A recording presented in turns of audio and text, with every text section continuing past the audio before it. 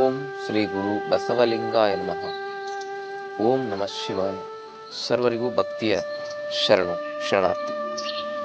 ನಾನು ನಿಮ್ಮ ಯೋಗ ಗುರು ವೈದ್ಯ ಶ್ರೀ ಚನ್ನಬಸವಣ್ಣ, ಶ್ರೀಗಂಗಾ ಯೋಗ ನಿಸರ್ಗ ಚಿಕಿತ್ಸಾ ಹಾಗೂ ಆಯುರ್ವೇದ ಸಂಶೋಧನಾ ಕೇಂದ್ರ, ಆರೋಗ್ಯ ಮಹಾಮನೆ, ಬೆಂಗಳೂರು, ಹುಬ್ಬಳ್ಳಿ, ಧಾರವಾಡ ಹತ್ತಿರ ಮುರಕಟ್ಟಿ.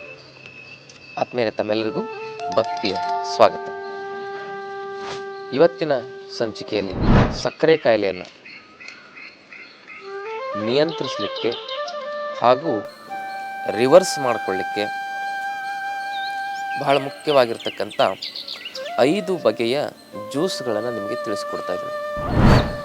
ಈ 5 ಬಗೆಯ ಜ್ಯೂಸ್ಗಳನ್ನು ನೀವು ನಿರಂತರವಾಗಿ ಸೇವನೆ ಮಾಡ್ತಾ ಬಂದರೆ 3 ರಿಂದ 6 ತಿಂಗಳು 9 ತಿಂಗಳವರೆಗೂ ಆಗ್ಬೋದು.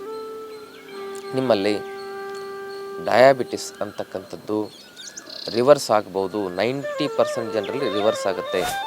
ಈ ಜ್ಯೂಸ್ಗಳ ಜೊತೆಗೆ ಆಹಾರ ಪದ್ಧತಿ, ಜೀವನ ಪದ್ಧತಿ ಬಹಳ ಮುಖ್ಯ. ಯೋಗ, ಪ್ರಾಣಾಯಾಮ ಬಹಳ ಮುಖ್ಯ. ಅದನ್ನು ನಿಮಗೆ ತಿಳಿಸ್ಕೊಡ್ತೇನೆ. ಆತ್ಮೀಯರೇ, ಈ ಡಯಾಬಿಟಿಸ್ ಅಂತಕ್ಕಂಥದ್ದು ಬರಲಿಕ್ಕೆ ಮೂಲ ಕಾರಣವೇ ನಮ್ಮ ಲೈಫ್ ಸ್ಟೈಲ್, ನಮ್ಮ ಫುಡ್ ಸ್ಟೈಲ್. ಲೈಫ್ ಸ್ಟೈಲ್ ಮತ್ತು ಫುಡ್ ಸ್ಟೈಲನ್ನು ಸರಿ ಮಾಡ್ಕೋಬೇಕು. ಸಮಯಕ್ಕೆ ಸರಿಯಾಗಿ ರಾತ್ರಿ ಆಹಾರವನ್ನು ಬೇಗ ಸೇವನೆ ಮಾಡಬೇಕು. ಬೆಳಗ್ಗೆ ಬೇಗ ಏಳಬೇಕು, ರಾತ್ರಿ ಬೇಗ ಮಲಗಬೇಕು. Fast food, junk food, bakery ಪದಾರ್ಥಗಳನ್ನು, ಮಾಂಸಾಹಾರ ಮತ್ತು ದುಶ್ಚಟಗಳನ್ನು ಬಿಡಲೇಬೇಕು. ಆಹಾರದಲ್ಲಿ 70%ನಷ್ಟು ಸೊಪ್ಪು ತರಕಾರಿಗಳಿಂದ ಕೂಡಿರ್ತಕ್ಕಂಥ ಪಲ್ಯ ತಿನ್ನಬೇಕು. ಇನ್ನು 30%ನಷ್ಟು ಅನ್ನ ಮತ್ತು ರೊಟ್ಟಿ, ಮುದ್ದೆ ಇಂತಹ ಒಂದು ಕಾರ್ಬೋಹೈಡ್ರೇಟ್ ಯುಕ್ತವಾಗಿರ್ತಕ್ಕಂಥ ಪದಾರ್ಥಗಳನ್ನು ಸೇವನೆ ಮಾಡಬೇಕು. ಈ ರೀತಿ ಲೈಫ್ ಸ್ಟೈಲ್, ಫುಡ್ ಸ್ಟೈಲ್ ಇಟ್ಟುಕೊಂಡು ಈ ಜ್ಯೂಸ್ಗಳನ್ನು ನಿರಂತರವಾಗಿ ನೀವು ಸೇವನೆ ಮಾಡಿದ್ದೇ ಆದಲ್ಲಿ ನಿಮ್ಮಲ್ಲಿ ಏನಾಗುತ್ತೆ ಅಂದರೆ ಬೀಟಾ ಜೀವಕೋಶಗಳು ಅಂತ ಇರ್ತವೆ. ಪ್ಯಾಂಕ್ರಿಯಾಸ್, ಬೀಟಾ ಜೀವಕೋಶಗಳು. ಪ್ಯಾಂಕ್ರಿಯಾಸ್ ಅಂದರೆ ಒಂದು ಕಾರ್ಖಾನೆ ಇದ್ದಂಗೆ. ಬೀಟಾ ಜೀವಕೋಶಗಳು ಅದರಲ್ಲಿ ಕಾರ್ಖಾನೆಗಳಲ್ಲಿ ಕೆಲಸ ಮಾಡತಕ್ಕಂಥ ಕೆಲಸಗಾರಿದ್ದಂಗೆ. ಆ ಬೀಟಾ ಜೀವಕೋಶಗಳು ಉತ್ಪತ್ತಿ ಮಾಡುವ ಇನ್ಸುಲಿನ್ನೇ ಆ ಫ್ಯಾಕ್ಟ್ರಿಯಲ್ಲಿ ಪ್ರೊಡಕ್ಷನ್ ಅಂತ ನಾವು ತಿಳ್ಕೊಬೋದು. ಹಾಗೆ ನಮ್ಮ ಬೀಟಾ ಜೀವಕೋಶಗಳನ್ನ, ಪ್ಯಾಂಕ್ರಿಯಾಸನ್ನು ನಾವು ಕ್ರಿಯಾಶೀಲಗೊಳಿಸ್ಕೊಳ್ಳಿಕ್ಕಾಗಿ ಈ ಜ್ಯೂಸ್ಗಳನ್ನ ಸೇವನೆ ಮಾಡೋದು ಅತ್ಯಂತ ಶ್ರೇಷ್ಠವಾಗಿರ್ತಕ್ಕಂಥ ಪರಿಹಾರ ಅಂತಲೇ ಹೇಳ್ಬೋದು. ಹಾಗಾದರೆ ಯಾವ ಜ್ಯೂಸುಗಳು ಅಂಥೇಳಿ ತಡ ಮಾಡಿದ್ರೆ ನಾವು ತಿಳ್ಕೊಳ್ಳೋಣ. ಮೊದಲನೇ ಜ್ಯೂಸು ಮೆಂತ್ಯ ಜ್ಯೂಸ್, ಮೆಂತ್ಯ ಸೊಪ್ಪಿನ ಜ್ಯೂಸ್. ಇದನ್ನು ಹೇಗೆ ತಯಾರಿಸ್ಕೊಳ್ಳೋದು? ಮೆಂತ್ಯ ಸೊಪ್ಪು ನಿಮಗೆ ಹಸಿ ಮೆಂತ್ಯ ಸೊಪ್ಪು ಸಿಗಲಿಲ್ಲ ಅಂದರೆ ಮೆಂತ್ಯ ಕಾಳನ್ನು, ಅದು ಸೆಕೆಂಡ್ ಆಪ್ಷನ್. 2 ಚಮಚ ಕಾಳನ್ನು ನೆನೆಸಿ ಅದನ್ನು ಮಿಕ್ಸಿಗೆ ಹಾಕಿ ರುಬ್ಬಿ ಜ್ಯೂಸ್ ಮಾಡ್ಕೋಬೋದು. 1 ಗ್ಲಾಸ್ ನೀರು ಹಾಕಿ. ಮೊದಲನೇ ಆಪ್ಷನ್ ಈ ಮೆಂತ್ಯ ಸೊಪ್ಪಿಗೆ 1 ಮುಷ್ಟಿಯಷ್ಟು, ನಮ್ಮ ಮುಷ್ಟಿಗೆ ಎಷ್ಟು ಬರ್ತದಲ್ಲ ಅಷ್ಟು 1 ಮುಷ್ಟಿಯಷ್ಟು ಮೆಂತ್ಯ ಸೊಪ್ಪನ್ನು ತೆಗೆದುಕೊಳ್ಬೇಕು. ಮೆಂತ್ಯ ಸೊಪ್ಪನ್ನು ಒಂದು ಸ್ವಲ್ಪ ನೀರು ಹಾಕಿ ಚೆನ್ನಾಗಿ ರುಬ್ಬಬೇಕು. ಅದು ಪೇಸ್ಟ್ ಥರ ಆದಮೇಲೆ ಮತ್ತೆ ನೀರು ಹಾಕಿ ಅದನ್ನು 1 ಗ್ಲಾಸ್ ಬರೋವರೆಗೂ ಅದು ನೀರು ಹಾಕಿ ಚೆನ್ನಾಗಿ ರುಬ್ಬಬೇಕು. ಆ ಜ್ಯೂಸನ್ನು ಬೆಳಗ್ಗೆ ಖಾಲಿ ಹೊಟ್ಟೆಯಲ್ಲಿ ಸೇವನೆ ಮಾಡಬೇಕು 6 ಗಂಟೆಗೆ. ಆಮೇಲೆ 2ನೇದು ಏನಂತ ಹೇಳಿದ್ರೆ ಹಾಗಲಕಾಯಿ ಜ್ಯೂಸ್.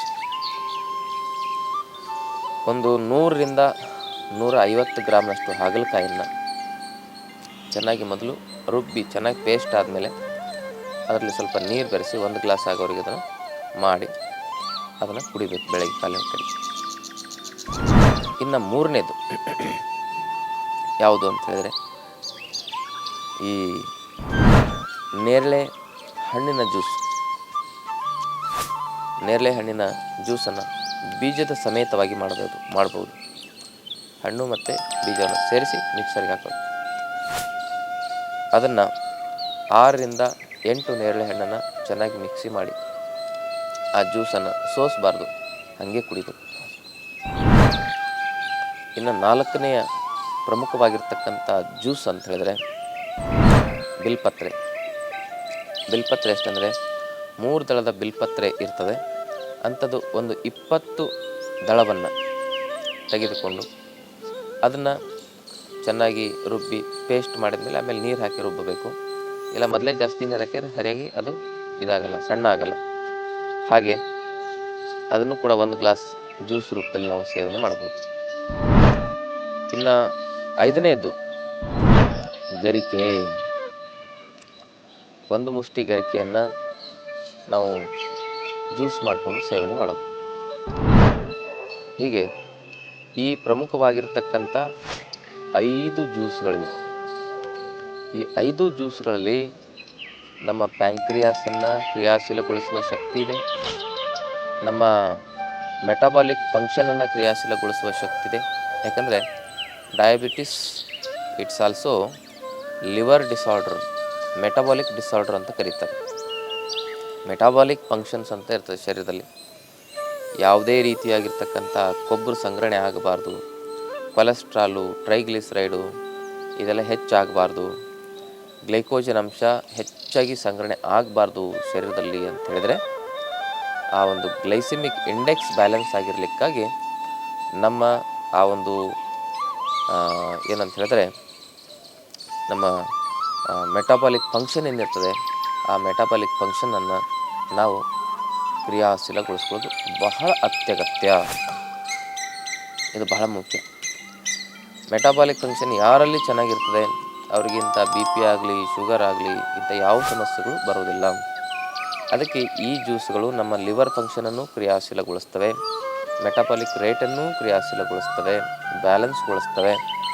ಆ ಮೂಲಕ ನಮ್ಮ ಲಿಪಿಡ್ ಪ್ರೊಫೈಲ್ ಅಂತ, ಲಿವರ್ ಪ್ರೊಫೈಲ್ ಅಂತ ಇರುತ್ತೆ, ಅದನ್ನು ಬ್ಯಾಲೆನ್ಸ್ ಮಾಡಿ ಪ್ಯಾಂಕ್ರಿಯಾಸ್ನಲ್ಲಿರ್ತಕ್ಕಂಥ ಜೀವಕೋಶಗಳಾಗಿರ್ತಕ್ಕಂಥ ಬೀಟಾ ಜೀವಕೋಶಗಳನ್ನ ಚುರುಕುಗೊಳಿಸೋದ್ರ ಜೊತೆಗೆ ನಮ್ಮಲ್ಲಿ ಆ ಒಂದು ಇನ್ಸುಲಿನ್ ಉತ್ಪತ್ತಿಯನ್ನು ಕ್ರಿಯಾಶೀಲಗೊಳಿಸ್ತವೆ.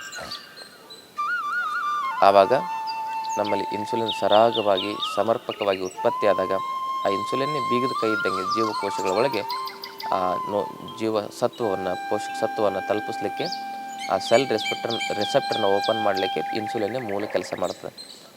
ಆವಾಗ ಆ ಒಂದು ಇನ್ಸುಲಿನ್ನು ಸರಿಯಾಗಿ ಸಮರ್ಪಕವಾಗಿದ್ದಾಗ ಎಲ್ಲ ಉತ್ಪತ್ತಿಯಾಗಿರುವ ಎಲ್ಲ ಪೋಷಕ ಸತ್ವಗಳು, ಜೀವಸತ್ವಗಳು ಆ ಒಂದು ಸೆಲ್ಸ್ಗಳಿಗೆ ಸಂಪೂರ್ಣವಾಗಿ ವಿನಿಯೋಗ ಆಗ್ತದೆ, ಉಪಯೋಗ ಆಗ್ತದೆ.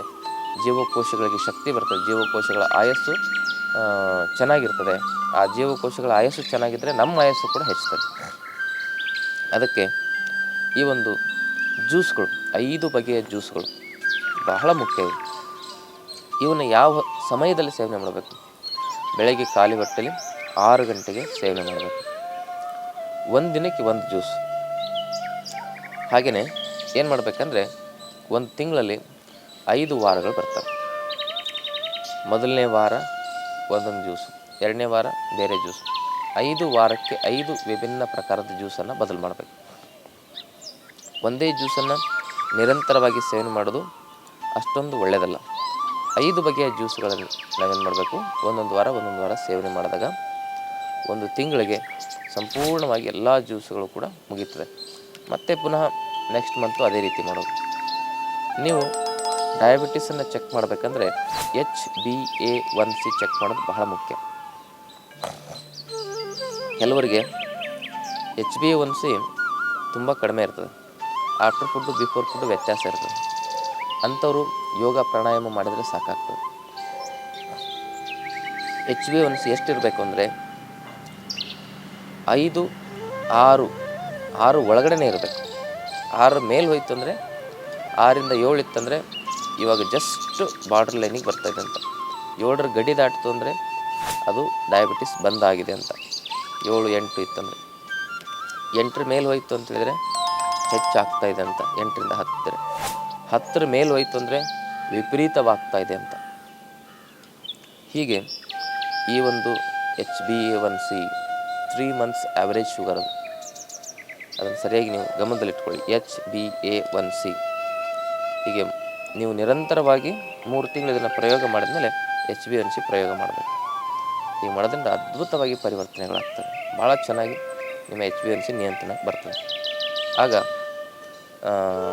ಅದು HbA1c ಯಾವಾಗ 6 ಒಳಗೆ ಬಂತು ಆವಾಗ ನಿಮ್ಮ ಶುಗರ್ ರಿವರ್ಸ್ ಆಗಿದೆ ಅಂತಲೇ ಅರ್ಥ.